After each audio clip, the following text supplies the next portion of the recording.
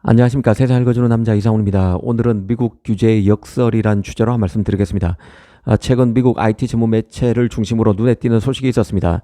바로 엔비디아가 만든 중국용 AI 칩인 H22 수요 폭발로 공급난이 심각하다는 게 핵심입니다. 이 텐센트, 바이트댄스와 같은 중국 거대 기업들이 미국 규제가 실시되기 전에 H20 GPU를 선점하기 위해 싹쓸이에 나서면서 H20 풍기가 심해지고 있다는 것입니다. 실제로 텐센트와 바이트댄스 두 기업이 지난해인 2024년 사들인 엔비디아 칩만 각각 23만 개에 이릅니다. 텐센트 23만 개, 바이트댄스 23만 개, 합치면 46만 개입니다. 미국 빅테크와 비교해도 이들 기업보다 더 많이 엔비디아 칩을 산 기업은 마이크로소프트, MS 정도만 있습니다. 전 세계 기업을 대상으로 해도 2위와 3위 엔비디아 칩 수요 업체가 중국 업체란 뜻이죠. 엔비디아 입장에선 초 VVIP 기업이 텐센트와 바이트댄스라는 의미입니다. 이는 엔비디아 H20에 그 HBM3를 납품하고 있는 삼성에게도 호재가 될 수 있습니다. 아시다시피 H20에 대한 제재는 바이든 정부 때인 지난해인 2024년 여름께부터 계속 나왔던 얘기입니다.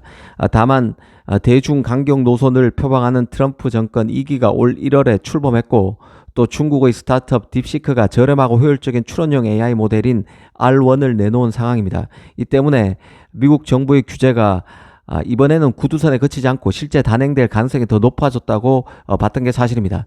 일전에도 말씀드렸지만 이 규제와 관련해서는 항시 염두에 둘 게 규제에 대한 구멍입니다. 모든 구멍을 막기는 어려운 것이죠. 미국 정부는 지난 2022년부터 H100, 23년 10월부터 H800에 대한 수출 금지에 들어갔고, 지난해인 2024년 하반기부터는 H20 수출 금지설이 시장에서 계속 나돌고 있었지만 H20에 대한 규제는 아직 단행되지 않은 상태입니다. 실제로 그 딥시크가 확보한 H100, H800, H20 등 그 엔비디아 호퍼 계열 칩만 5만 개가 된다는 추정이 나오고 있습니다. 딥시크는 투자금으로 운영되는 스타트업입니다. 이미 공용으로 큰 텐센트와 바이트댄스와는 결이 다른 것이죠. 그런 딥시크도 대략 10억 달러 수준의 엔비디아 GPU를 갖고 있다는 점을 떠올리면 칩 수요국으로서 중국의 위력을 다시 한번 실감할 수 있게 된다는 생각이 듭니다. 이 H20만 해도 그런데요. 이 중국에 대한 수출 통제를 하려면 한 칼에 전격적으로 규제를 단행하는 게 더 낫습니다. 지금처럼 변죽만 울리게 되면 중국의 싹쓸이용 수요, 선제적 확보 수요가 나타날 수 있기 때문에 규제를 추후에 한다고 해도 규제 효과가 크기는 어려울 것입니다. 그간 엔비디아는 그 중국 시장을 놓치지 않기 위해서 계속 중국을 위한 맞춤형 AI 칩을 내놨었습니다. H100, H800, H20으로 점점 사양을 낮춰서 중국에 공급해왔던 게 엔비디아입니다. 이 H800 같은 경우는 그 호퍼100, H100에 비해서 메모리 대역폭이 한 40% 정도 적을 뿐 탑재된 메모리 용량은 80GB HBM3로 똑같습니다. 메모리 대역폭이 느리다는 뜻은 데이터를 빨리 처리하는 데 한계가 있다는 뜻입니다. 특히 H800의 경우는 여러 개의 GPU를 연결해서 대규모 AI 모델을 학습하는데 NV링크가 필수적인데요. 여기서도 대역폭이 딸립니다. 그럼에도 딥시크는 칩 사양과 스펙 부족을 그 엔지니어링 능력으로 AI 모델의 효율을 끌어낸 케이스입니다. 하이닉스 삼성의 경우는 올 하반기부터 HBM4 양산 얘기가 나오는 상황인데요.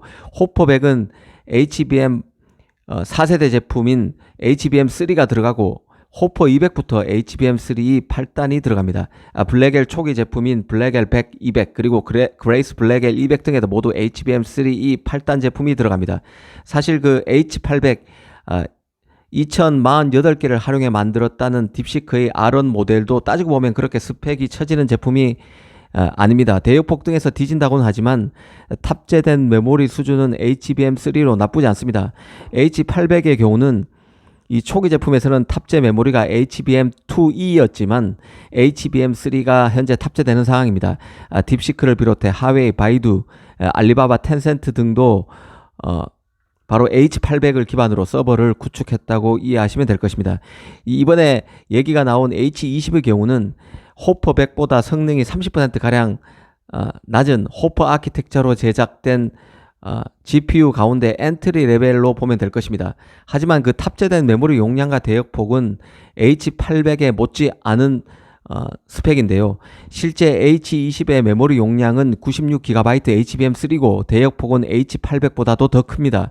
이 삼성의 경우는 엔비디아 H20과 짝을 이루는 메모리인 HBM3를 엔비디아에 납품해 왔습니다. 중국이 미국 제재에 맞서 추가로 H20 주문을 늘리고 있는 만큼 삼성도 HBM에서는 구버전격인 HBM3 특수를 맞았을 가능성이 있다는 생각입니다. 삼성으로서는 딥시크 모멘텀으로 저사양 HBM에서 기회 요인이 생길 수 있습니다. 물론 실제 미국 정부가 H20에 대한 규제 카드를 빼들게 되면 단기적으로 HBM3 수요가 줄어들 수도 있지만 이미 이번 소식처럼 규제 시행 전에 풍선 효과를 누리고 있고 밀수와 같은 규제 파해법도 계속 나오고 있기 때문에 규제 악재는 충분히 상쇄되는 수준에서 일단락 될 가능성이 크다는 생각입니다. 삼성 입장에선 기대해 볼 만한 대목은 빅테크에만 치중됐던 AI 모델 개발과 적용이 저렴한 비용 구조가 확산되면서 더 많은 기업에서 이루어지게 되고 이는 저사양 HBM 수요 확대로 나타날 개연성이 있다는 점에 있습니다. 특히 그 초기 HBM2E를 사용한 H800이 추후 HBM3로 교체한 것처럼 저사양 GPU도 점점 더 큰 대역폭을 요구하는 추세입니다. 일전에 그 엔비디아가 딥시크 사태를 계기로 AI 훈련 비용이 저렴해지면 AI 추론 시장이 더 활성화될 것이라고 했는데요. 메모리 업체에도 똑같이 적용되는 얘기입니다. 앞으로 AI 칩에 값비싼 HBM뿐만 아니라 LPDDR, GDDR 등과 같은 다양한 D램이 활용될 여지도 있습니다. 이 삼성으로서는 빅테크들에 공급할 최고 사양의 HBM과 보급형 저가형 모듈에 들어갈 저가 HBM 그리고 다양한 D램 생산 등에 모두 신경 써야 할 상황입니다. 중국 수요와 관련해서는 중국 기업의 HBM 기술력도 살펴봐야 할 변수인데요. 중국에서 가장 D램 기술이 앞서 있다는 창신 메모리 같은 경우는 이미 레거시 D램인 DDR4, LPDDR과 같은 제품을 주력으로 만들고 있습니다. 제작 노드로 치면 17에서 18나노급 공정입니다. 삼성 하이닉스가 DDR5, LPDDR5X를 생산하는 만큼 3세대 가량 뒤져 있다고 볼 수 있는데요. 급격히 추격하고 있는 것만은 확실한 것 같습니다. 실제 창신 메모리는 지금부터 1년 전쯤인 그 2023년 말에 이미 모바일용 D램인 LPDDR5를 공개한 바도 있습니다. HBM과 관련해서는 2024년 8월 창신 메모리가 HBM2를 양산해서 하웨이의 AI 칩인 어센드 910 칩에 탑재했다는 보도도 나온 바 있습니다. HBM의 경우는 기술 개발의 난도가 더 높은데요. 하지만 HBM 양산에 반드시 EUV 노광 장비가 필수로 있어야만 하는 것도 아닙니다. 중국의 HBM 기술력이 올라오면 결국 HBM도 중국 제품으로 대체될 가능성이 있습니다. 당장 1, 2년 내 단기에 이뤄질 일은 아니라는 게 전문가들의 판단이지만 이런 점도 염두에 두고 HBM 시장을 봐야 할 것입니다. 오늘은 중국에서 H20 GPU 싹쓸이 현상이 나타나고 있다는 소식의 여파를 한번 살펴봤습니다. 감사합니다.